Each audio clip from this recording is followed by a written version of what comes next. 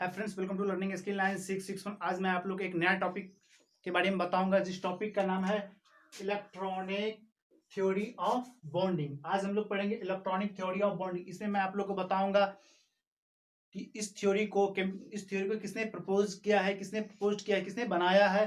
फिर इसमें मतलब फिर दूसरा पढ़ेंगे इसमें केमिकल बॉन्डिंग क्या होता है। फिर केमिकल बॉन्डिंग्स का टाइप देखेंगे। फिर केमिकल बॉन्डिंग्स का प्रत्येक टाइप को एक एक करके एक्सप्लेन करेंगे। तो चलिए पहले देखते हैं हम किसको किसने प्रपोज किया है। तो इसको जीएन लेविस ने 1916 में प्रपोज किया है। इस थ्योरी के अनुसार मेरा जितना भी नोबेल गैस होता है, जिसको हम लोग इनर्ट गैस बोलते हैं, उसके बैलेंस सेल में कितना रहता है? 8 इलेक्ट्रॉन रहता है, जिसकी वजह से वो स्टेबल होता है। मतलब प्रत्येक नोबेल गैस के बैलेंस सेल में 8 इलेक्ट्रॉन रहता है, जिसकी वजह से वो स्टेबल रहता है। तो चलिए एग्जांपल लेके देख लेते हैं। मेरा इनर्ट गैस जो होता है, एक होता है हीलियम, फिर नियॉन, फिर आर्गन, फिर क्रिप्टन, फिर जेनन, फिर रेडन। ये मेरा 6 नोबेल गैस है, जिसको हम लोग इनर्ट गैस बोलते हैं। चलिए एक एग्जांपल लेते हैं हम लोग पहले नियॉन का। नियॉन का एटॉमिक नंबर कितना होता है? 10 होता है। फिर इसको हम लोग डिस्ट्रीब्यूट करेंगे, इलेक्ट्रॉन डिस्ट्रीब्यूट करेंगे। इलेक्ट्रॉन अगर डिस्ट्रीब्यूट करना आपको आता है तो ठीक है, नहीं तो मैं बता देता हूँ। ये पहला सेल में 2 होगा, फिर 8 होगा। चलिए इलेक्ट्रॉन डिस्ट्रीब्यूट कैसे किया जाता है, चलिए मैं बताता हूँ। ये मेरा क्या है? न्यूक्लियस। सेंटर में क्या रहता है? मतलब न्यूक्लियस में क्या रहता है? Present neutron and proton.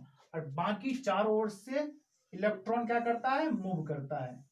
ये चारों ओर से क्या होगा? इलेक्ट्रॉन मूव करता है ना। और फर्स्ट सेल को हम लोग के बोलते हैं, सेकेंड को एल, थर्ड को एम और फोर्थ को एन, जिसको हम लोग 1 2 3 4 भी बोल सकते हैं। फर्स्ट सेल को 1, सेकेंड को 2, थर्ड को 4, सॉरी थर्ड को एम और फोर्थ को एन भी बोल सकते हैं। आप ये मतलब फर्स्ट सेल में कितना इलेक्ट्रॉन है, सेकेंड सेल में कितना इलेक्ट्रॉन है, थर्ड में कितना इलेक्ट्रॉन है, ये ज्ञात करने का एक फॉर्मूला आता है। वो फॉर्मूला है 2n², जहां मेरा n जो होता है नंबर ऑफ सेल इंडिकेट करता है। तो अगर मान लो सपोज करो कि मैं फर्स्ट सेल के बारे में देख रहा हूँ। फर्स्ट सेल मतलब फर्स्ट सेल में नंबर ऑफ फर्स्ट सेल में मतलब n का वैल्यू मैं कितना लिया हूँ? 1। तो इसमें देखता हूँ मैं कितना इलेक्ट्रॉन है। तो 2 गुने 1 का स्क्वायर करेंगे, ये हो जाएगा 2 गुने 1 इक्वल्स टू 2, है ना। फिर सेकेंड n बराबर हम लोग अगर 2 लेते हैं, ये हो जाएगा 2 गुने 2 का स्क्वायर इक्वल्स टू 2 गुने 4 इक्वल्स टू 8। इसी तरह n का वैल्यू अगर हम 3 लेंगे, ये हो जाएगा 2 गुने 3 का स्क्वायर इक्वल्स टू 2 गुने 9 इक्वल्स टू 18। फिर इसी तरह अगर n बराबर हम लोग 4 लेंगे, तो ये हो जाएगा 2 गुने 4 का स्क्वायर इक्वल्स टू 2 गुने 16 इक्वल्स टू 32। मतलब फर्स्ट सेल में कितना इलेक्ट्रॉन रहेगा? 2, सेकेंड सेल में 8, थर्ड सेल में 18, फोर्थ में 32। मतलब इससे ये भी प्रूव होता है कि k का वैल्यू जो होगा वो 2 होगा। मतलब k ज्यादा से ज्यादा 2 इलेक्ट्रॉन को रखेगा। फिर l वो ज्यादा से ज्यादा 8 इलेक्ट्रॉन को रखेगा, 8 इलेक्ट्रॉन को रखेगा। वही m जो होगा वो ज्यादा से ज्यादा 18 इलेक्ट्रॉन को रखेगा। वही जो n जो होता है मेरा, वो ज्यादा से ज्यादा 32 इलेक्ट्रॉन को रखेगा। चलिए मैं यहाँ पे लिया हूँ नियॉन। नियॉन का एटॉमिक नंबर 10 होता है। और एटॉमिक नंबर 10 होता है तो पहला सेल में कितना इलेक्ट्रॉन रहता है? पहला सेल में 2। तो पहले हम लोग 2 देंगे और 2 और बचा कितना? 8। तो 8 to 10 मतलब वैलेंस सेल में कितना इलेक्ट्रॉन है? 8, है ना। फिर अगर दूसरा एग्जांपल हम लोग लेते हैं क्रिप्टन, है ना। चलिए क्रिप्टन का होता है 36, इसका एटॉमिक नंबर 36 होता है। इसका हम लोग को इलेक्ट्रॉन डिस्ट्रीब्यूट करेंगे। चलिए पहले हम पहला सेल में 2, फिर सेकंड सेल में 8, है ना। थर्ड सेल में कितना होगा? थर्ड सेल में क्योंकि 36 है, थर्ड सेल में मेरा कितना होगा? 18। यहाँ पे मैं 18 लिखूंगा। यहाँ हो जाएगा मेरा 2 8 10 18। तो 10 और 18 28 और बचा कितना? 8। मतलब वायलेंस सेल में मेरा कितना, आउटर सेल में कितना इलेक्ट्रॉन मिल रहा है? मेरा आउटर सेल में 8 इलेक्ट्रॉन। मतलब ये भी स्टेबल है ना। चलिए एक और एग्जांपल ले लेता हूँ। 18 आर्गन, है ना। 18 जो होता है वो आर्गन का होता है। आर्गन को भी हम डिस्ट्रीब्यूट कर देते हैं 2 8 और 8, है ना। फर्स्ट सेल में 2 होगा, ओके, सेकंड सेल में 8 होगा, और बचा कितना 8, तो ये 8 जो होगा मेरा आउटर सेल में भी होगा, जिसके वजह से ये भी स्टेबल है। मतलब वैलेंस सेल में जिसके वैलेंस सेल में 8 इलेक्ट्रॉन रहेगा वो एलिमेंट क्या होगा, स्टेबल होगा, है ना। लेकिन इनर्ट गैस में मेरा एक हीलियम एक्सेप्शन पे आता है। हीलियम के वैलेंस सेल में सिर्फ 2 इलेक्ट्रॉन रहता है, कितना 2 इलेक्ट्रॉन रहता है, और 2 इलेक्ट्रॉन पे ही अपना ड्यूप्लेट कंप्लीट करता है। इसको हम लोग, ये एक्सेप्शन में आता है, हीलियम का ही केवल 2 इलेक्ट्रॉन होता है और 2 पे ही अपना ड्यूप्लेट कंप्लीट करता है। तो अभी देख लिए कि इस थ्योरी का मतलब क्या था, है ना। चलिए अब हम लोग केमिकल बॉन्डिंग के बारे में देखते हैं। जब जनरल रूप से क्या होता है कि जनरल रूप से अन्य एलिमेंट जब केमिकल बॉन्डिंग बनाने के लिए वैलेंस इलेक्ट्रॉन को क्या करता है, ट्रांसफर या शेयरिंग करता है, और वो आउटर सेल में 8 इलेक्ट्रॉन प्राप्त करता है और वो स्टेबल हो जाता है। इस प्रोसेस को हम लोग केमिकल बॉन्डिंग कहते हैं, या केमिकल बॉन्डिंग कहते हैं, या उसे रूल ऑफ 8 कहते हैं। रूल ऑफ 8 भी हम लोग बोल सकते हैं इस रूल को, या ऑक्टेट रूल भी बोलते हैं उसको, ऑक्टेट रूल। तो क्या होता है कि जब केमिकल बॉन्डिंग बनाने के लिए एलिमेंट जाता है तो अपने वैलेंस सेल को, इलेक्ट्रॉन को क्या करता है, ट्रांसफर या शेयरिंग करता है, और आउटर सेल में 8 इलेक्ट्रॉन को प्राप्त करता है। इस प्रोसेस को हम लोग केमिकल बॉन्डिंग या रूल ऑफ 8 या ऑक्टेट रूल कहते हैं। ये रूल हाइड्रोजन छोड़कर सभी हाइड्रोजन को छोड़कर सभी एलिमेंट पे लगाया जाता है। ये रूल हाइड्रोजन पे नहीं लगता है, और बाकी जितना भी एलिमेंट है सब पे लगाया जाता है। चलिए एक बात और मैं बता देता हूँ, जब जो एटम या एलिमेंट अपना ऑक्टेट पूरा करने, सॉरी, अपना स्टेबल पूरा करने के लिए, अपना स्टेबल बनने के लिए 2 इलेक्ट्रॉन का आवश्यक, मतलब अपना स्टेबल बनने के लिए 2 इलेक्ट्रॉन का आवश्यकता होता है, उसको हम लोग ड्यूप्लेट कहते हैं। जैसे मेरा एग्जांपल के लिए हम लोग हीलियम लेते हैं, हीलियम का एटॉमिक नंबर कितना होता है, 2, है ना, और उसके वैलेंस सेल में कितना इलेक्ट्रॉन रहता है, 2, है ना, वो स्टेबल है, क्या है, स्टेबल। वही हम लोग अगर एच हाइड्रोजन के बात करें तो हाइड्रोजन के वैलेंस सेल में कितना इलेक्ट्रॉन रहता है, 1, लेकिन वो तो स्टेबल नहीं है। तो अगर H2 मॉलिक्यूल का बात करें, हम लोग H2 मॉलिक्यूल का बात करें, है ना, H2 मॉलिक्यूल का बात करें तो H और दूसरा H, एक इसका एक इलेक्ट्रॉन और इसका एक इलेक्ट्रॉन, वो क्या करेगा, शेयरिंग करेगा, और इसका भी ये शेयरिंग करेगा, और शेयरिंग करके L सिंगल बॉन्ड H बनाएगा, है ना। ये 2 इलेक्ट्रॉन, ये हाइड्रोजन भी 2 इलेक्ट्रॉन प्राप्त कर लिया, और ये हाइड्रोजन भी 2 इलेक्ट्रॉन प्राप्त कर लिया। इस प्रोसेस को हम लोग ड्यूप्लेट भी बोल सकते हैं, इसको ड्यूप्लेट भी बोल सकते हैं, ड्यूप्लेट। और यहाँ पे जो बॉन्ड बना, ये बॉन्ड मेरा कोवलेंट बना है। अब कोवलेंट बॉन्ड क्या होता है मैं आगे में बताऊंगा, है ना। चलिए तो अब हम लोग टाइप्स ऑफ केमिकल बॉन्डिंग देख लेते हैं, है ना। तो केमिकल बॉन्डिंग क्या है वो तो अभी पता चल गया होगा आपको, कि जब ट्रांसफर होता है इलेक्ट्रॉन का, ट्रांसफर और शेयरिंग, केमिकल बॉन्डिंग बनाने के लिए कोई भी एलिमेंट अपना वैलेंस इलेक्ट्रॉन को क्या करता है, ट्रांसफर या शेयरिंग, और आउटर सेल में कितना इलेक्ट्रॉन को, 8 इलेक्ट्रॉन गेन करता है। इस प्रोसेस को स्टेबल होने के लिए, इस प्रोसेस को हम लोग केमिकल बॉन्डिंग कहते हैं, या रूल ऑफ 8 या ऑक्टेट बोलते हैं। चलिए अब हम लोग केमिकल बॉन्डिंग का टाइप्स देख लेते हैं। देखिए केमिकल बॉन्डिंग का 3 टाइप्स होता है। पहला हम लोग आयनिक बॉन्ड भी बोल सकते, आयनिक बॉन्ड, या इसी को हम लोग इलेक्ट्रो वायलेंट बॉन्ड बोलते हैं, इलेक्ट्रो वायलेंट बॉन्ड, है ना, आयनिक बॉन्ड या इलेक्ट्रो वायलेंट बॉन्ड। दूसरा है कोवलेंट बॉन्ड, कोवलेंट बॉन्ड, और तीसरा coordination, coordination covalent bond, covalent bond, ये मेरा तीसरा है। अब एक एक करके हम लोग तीनों बॉन्ड के बारे में जानते हैं। चलिए पहले हम लोग स्टार्ट करेंगे आयनिक, या आयनिक, और उसे ही हम लोग इलेक्ट्रोवायलेंट बॉन्ड कहते हैं। चलिए पहले से देखते हैं। चलिए अब हम लोग बात करेंगे इलेक्ट्रोवायलेंट बॉन्ड या आयनिक बॉन्ड के बारे में।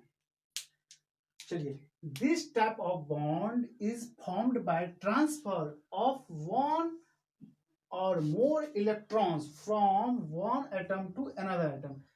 इस प्रकार का बॉन्ड में क्या होता है कि एक एटम से दूसरे एटम में एक या एक से ज्यादा इलेक्ट्रॉन को ट्रांसफर किया जाता है, तब ये आयनिक बॉन्ड बनता है। क्या करता है, एक एटम से दूसरे एटम में एक या एक से ज्यादा इलेक्ट्रॉन्स को ट्रांसफर से बनता है ना। तो इसको हम लोग बोलते हैं आयनिक या इलेक्ट्रोवायलेंट बॉन्ड। जो एटम क्या करता है, जो एटम या एलिमेंट क्या करता है, इलेक्ट्रॉन को क्या करेगा, त्याग करेगा, मतलब इलेक्ट्रॉन को लॉस करेगा, उसको हम लोग बोलेंगे पॉजिटिव आयन। क्या बोलेंगे, पॉजिटिव आयन। वो क्या करेगा, इलेक्ट्रॉन को त्यागेगा, जिसको हम लोग कैटायन भी बोलते हैं। इसको हम लोग कैटायन या कैटायन बोलेंगे या पॉजिटिव आयन बोलेंगे। और कैटायन पे क्या होता है, प्लस चार्ज। कैटायन पे क्या होता है मेरा, प्लस चार्ज। और जो एटम क्या कर, एटम या एलिमेंट क्या कर रहा है, इलेक्ट्रॉन को ले रहा है, मतलब इलेक्ट्रॉन को रिसीव कर रहा है, गेन कर रहा है, उसको हम लोग बोलेंगे नेगेटिव आयन। उसको हम लोग बोलेंगे नेगेटिव आयन या एनायन। एनायन इसमें कौन सा चार्ज होगा, माइनस चार्ज। मतलब देने वाले को हम लोग क्या बोलेंगे, कैटायन, और जो ले रहा है उसको हम लोग बोलेंगे एनायन, है ना। इलेक्ट्रोस्टैटिक फोर्स के द्वारा चार्ज किया गया आयन को एक साथ रखा जाता है। इलेक्ट्रोस्टैटिक फोर्स के द्वारा चार्ज किया गया आयन को कहाँ रखा जाता है, एक साथ रखा जाता है। इसलिए इस बॉन्ड को हम लोग क्या बोलते हैं, इलेक्ट्रोवायलेंट बॉन्ड या इलेक्ट्रोकोवलेंट बॉन्ड। इलेक्ट्रोवायलेंट बॉन्ड या आयनिक बॉन्ड।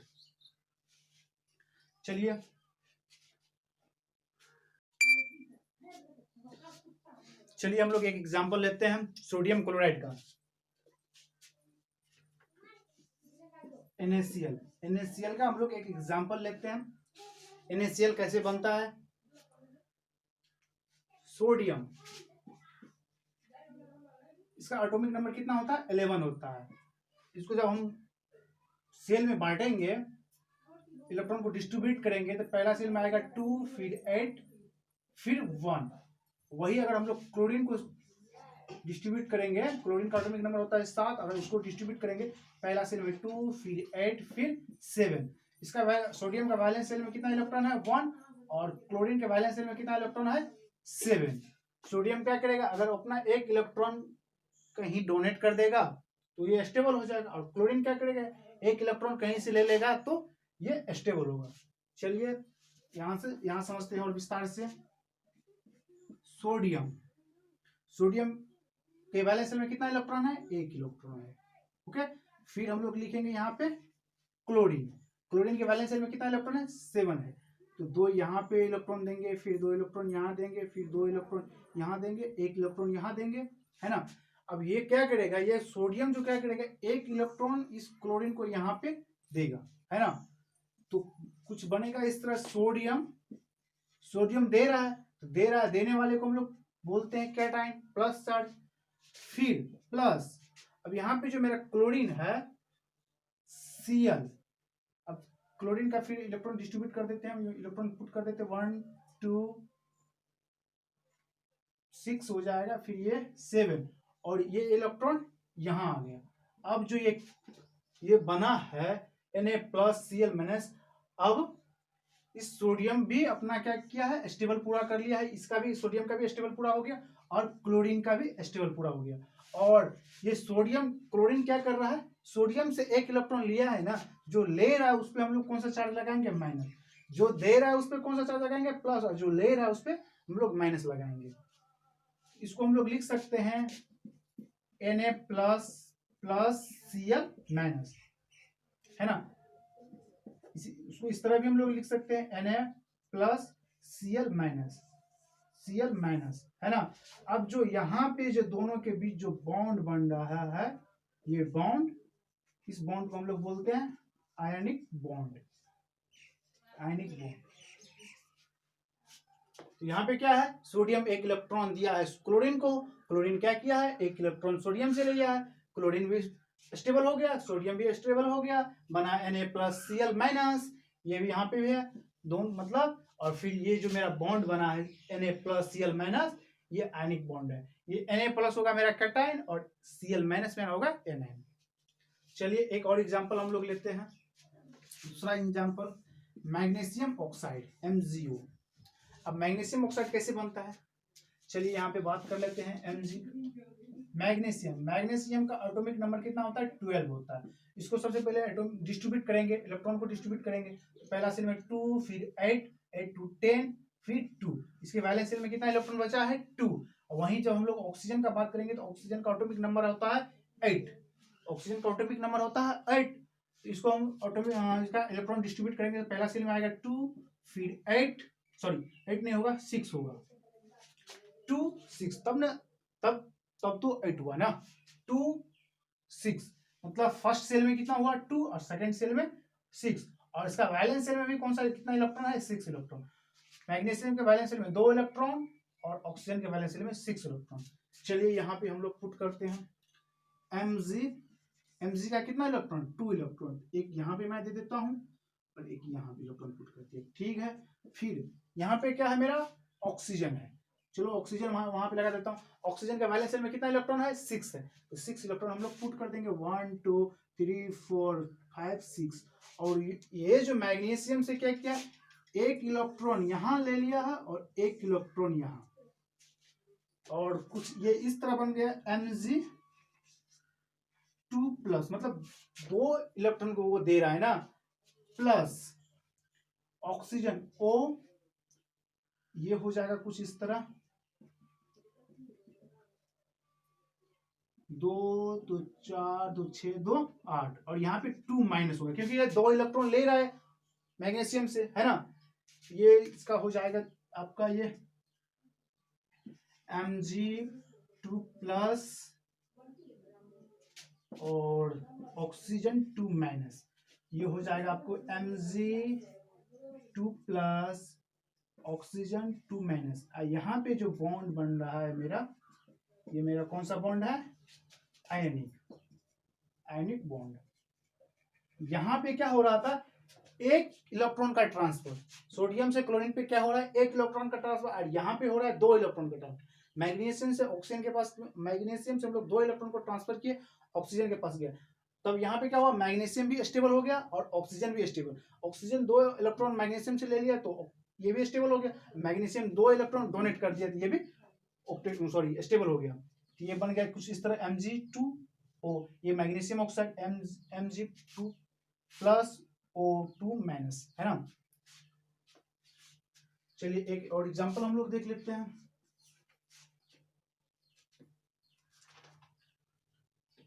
सोडियम फ्लोराइड लेते हैं, चलिए सोडियम फ्लोराइड लेते हैं, है ना। तो सोडियम का वैलेंस शेल में कितना इलेक्ट्रॉन है 8। और वही अगर हम फ्लोराइड की बात करें तो फ्लोरीन की बात करें तो फ्लोरीन का एटॉमिक नंबर होता है 9।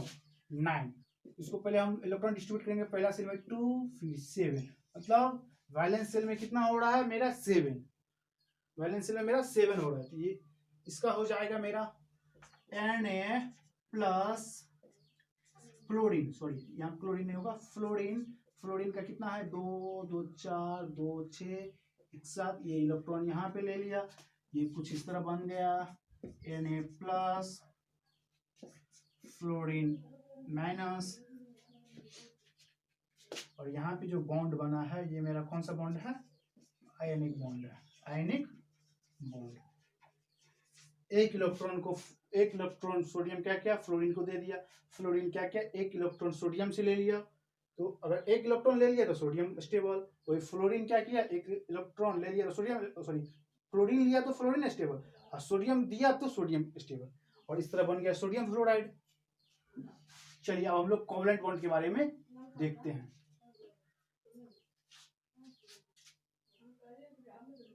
Covalent bond is formed between two atoms by sharing a pair of valence electron। Valence electron की एक पेयर इलेक्ट्रॉन की शेयरिंग करके दो एटम के बीच एक कोवलेंट बॉन्ड बनता है। यहाँ पे क्या हो रहा है कि दो एटम के बीच में क्या हो रहा है एक पेयर इलेक्ट्रॉन की शेयरिंग, एक पेयर इलेक्ट्रॉन की शेयरिंग दो एटम के बीच में होगी तो वहां पे कौन सा बॉन्ड बनेगा कोवलेंट बॉन्ड बनेगा। चलिए एग्जांपल के लिए हम लोग लेते हैं एक एग्जांपल H2 मॉलिक्यूल का, H2 मॉलिक्यूल, यहाँ पे हाइड्रोजन का एटॉमिक नंबर कितना होता है 1, इसके वैलेंस शेल में कितना इलेक्ट्रॉन होगा 1 इलेक्ट्रॉन होगा, है ना। चलिए या मैं हाइड्रोजन दिया और यहाँ भी मैं एक हाइड्रोजन दिया, ठीक है। अब यहाँ पे मैं बता रहा हूँ आपको इस हाइड्रोजन का वैलेंस शेल में कितना इलेक्ट्रॉन 1 इलेक्ट्रॉन, और इस हाइड्रोजन के भी वैलेंस शेल में कितना इलेक्ट्रॉन, एक इलेक्ट्रॉन। ठीक है, अब ये क्या करेगा, अब तो ये स्टेबल होने के लिए इसको 2 इलेक्ट्रॉन की आवश्यकता होगी, ये क्या करेगा, इस हाइड्रोजन से एक इलेक्ट्रॉन ले लेगा, और ये हाइड्रोजन भी क्या करेगा, स्टेबल होने के लिए एक इलेक्ट्रॉन का और आवश्यकता होगा, तब ना 2 होगा, तब ना 2 पे ये ड्यूप्लेट बनाता है। तो फिर क्या करेगा, ये एक हाइड्रोजन एक इलेक्ट्रॉन इस हाइड्रोजन से ले लेगा, और इस प्रकार यहाँ पे क्या बना, H सिंगल बॉन्ड H, और यही मेरा क्या है, कोवलेंट बॉन्ड। तो पता चल गया कोवलेंट बॉन्ड कैसे बनता है, एक पेयर शेयरिंग, मतलब एक दो, तो 2 इलेक्ट्रॉनों की शेयरिंग, जहां पे 2 इलेक्ट्रॉनों की शेयरिंग होगी वहां पे क्या होगा, कोवलेंट बॉन्ड बनेगा। और जब ट्रांसफर होती है, एक जगह से दूसरे जगह इलेक्ट्रॉन को ट्रांसफर होती है, तो वहां पे कौन सा बॉन्ड बनता है, एनिक बॉन्ड। लेकिन जब शेयरिंग होगी तब कौन सा बॉन्ड बनेगा, कोवलेंट बॉन्ड। चलिए एक और एग्जांपल हम लोग लेते हैं, दूसरा एग्जांपल Cl2 एग्जांपल लेते हैं। चलिए Cl2 क्लोरीन, 2 क्लोरीन है, क्लोरीन के वैलेंस शेल में कितना इलेक्ट्रॉन, क्लोरीन के वैलेंस शेल में 7 इलेक्ट्रॉन, क्लोरीन के वैलेंस शेल में कितना होता है, 7 इलेक्ट्रॉन। नहीं है तो मैं इसको डिस्ट्रीब्यूट कर देता हूँ इलेक्ट्रॉन को, 2 8 और 7 होगा ना, ये इसका वैलेंस शेल है, इसके वैलेंस शेल में कितना इलेक्ट्रॉन, 7 इलेक्ट्रॉन। चलिए यहाँ पे मैं 2 क्लोरीन लेता हूँ, ठीक है, यहाँ पे 1 दिया, यहाँ पे 2 दिया, यहाँ पे 2 दिया, और यहाँ पे भी 2 दिया।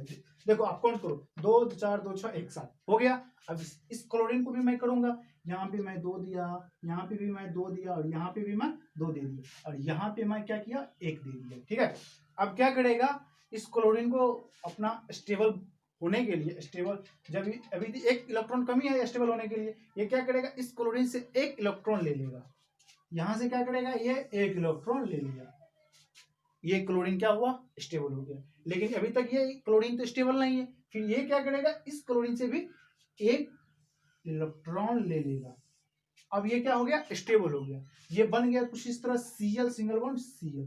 इस बॉन्ड को हम लोग क्या बोलते हैं, कोवलेंट। मतलब यहाँ पे भी कोवलेंट बॉन्ड, यहाँ पे भी क्या हो रहा है, एक पेयर इलेक्ट्रॉन, मतलब एक जोड़ा इलेक्ट्रॉन का शेयरिंग हो रहा है, यहाँ 1 इलेक्ट्रॉन और यहाँ पे 1, मतलब 2 इलेक्ट्रॉन की क्या हो रही है, यहाँ पे शेयरिंग, आपस में शेयरिंग हो रही है, ये इसके पास चला गया और ये इसके पास चला गया, ये क्या बन गया, कोवलेंट बॉन्ड। जहां पे शेयरिंग होगी कोवलेंट बॉन्ड, जहां पे ट्रांसफर होगी एनिक बॉन्ड। बस सिंपल सी बात है, जहां पे ट्रांसफर होगी, एक इलेक्ट्रॉन दूसरे एटम पे जाके शिफ्ट होगी, एक जगह से दूसरी जगह जाके शिफ्ट होगी, ट्रांसफर होगी, तो क्या होगा, एनिक बॉन्ड। लेकिन जब शेयरिंग होगी, आपस में ही शेयरिंग होगी, ये कोवलेंट बॉन्ड होगा। चलिए एक और एग्जांपल लेते हैं हम लोग, CH4 क्या होता है, मीथेन, ये क्या है, मीथेन।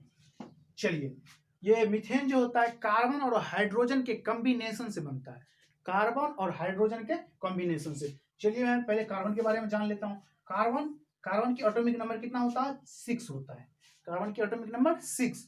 तो इसको जब हम डिस्ट्रीब्यूट करेंगे तो पहले लिखेंगे 2, पहला सेल में 2 आता है, फिर बाद में कितना आएगा, अब तो 6 है तो एटॉमिक 6 है, तो स्वाभाविक बात है कि यहाँ पे 4 होगा, इसके वैलेंस शेल में कितना इलेक्ट्रॉन है, 4।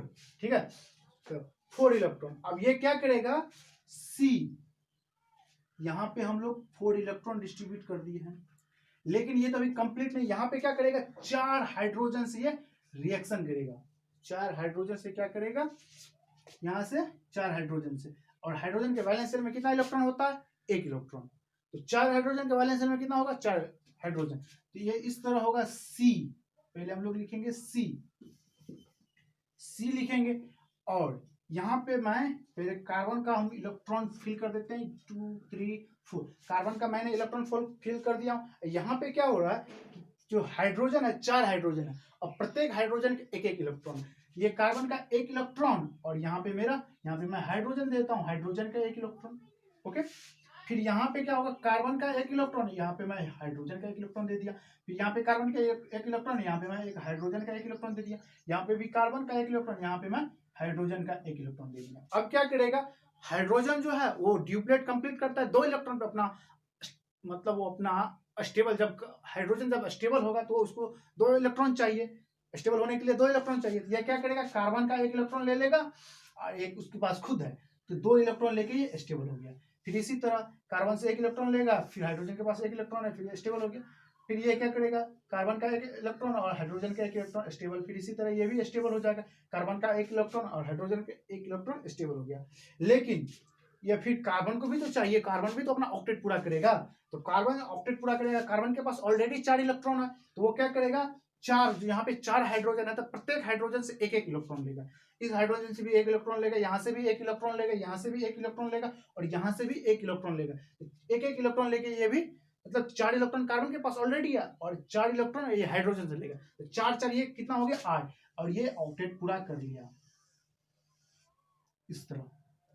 यहाँ पे क्या है कि मेरा जो कार्बन है, कार्बन को भी 8 इलेक्ट्रॉन मिल गया, ये स्टेबल हो गया, और हाइड्रोजन को भी 2 इलेक्ट्रॉन मिल गया, ये भी स्टेबल हो गया, तो इसका स्ट्रक्चर कुछ इस तरह बनता है, इसको हम लोग लिख सकते हैं। ये सब बॉन्ड जो मेरा है, ये बॉन्ड, ये बॉन्ड, ये बॉन्ड, ये सब बॉन्ड मेरा कौन सा बॉन्ड है, कोवलेंट, कोवलेंट बॉन्ड, ये सब मेरा बॉन्ड कौन है, कोवलेंट बॉन्ड। चलिए, तो आपको पता चल गया होगा कि आयनिक बॉन्ड क्या है, कोवलेंट बॉन्ड क्या है, केमिकल बॉन्डिंग क्या होता है, किसने केमिकल बॉन्डिंग को प्रपोज्ड किया है ना, इसे बताया हूं। लगा हो तो प्लीज चैनल को लाइक करें, शेयर करें, कमेंट करें। अगर आप पहली बार मेरे चैनल पे आए हो तो प्लीज चैनल को सब्सक्राइब करके ही जाना।